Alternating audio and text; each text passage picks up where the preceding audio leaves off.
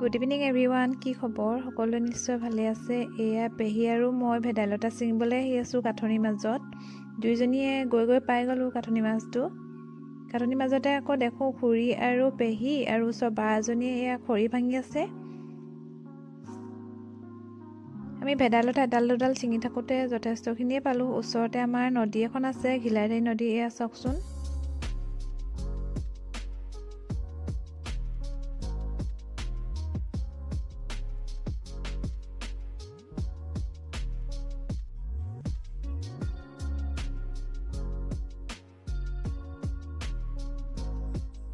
পেহী এয়া টেঙা ছিঙি আছে মিলি নখ চাফা কৰিবলৈ।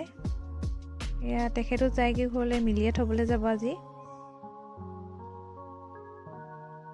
সন্ধিয়া পৰত থাকিবৰ কাৰণে আমিও পেহীহঁতৰ ঘৰলৈ গ'লোঁ। আজিলৈ আহিছোঁ, বাই বাই।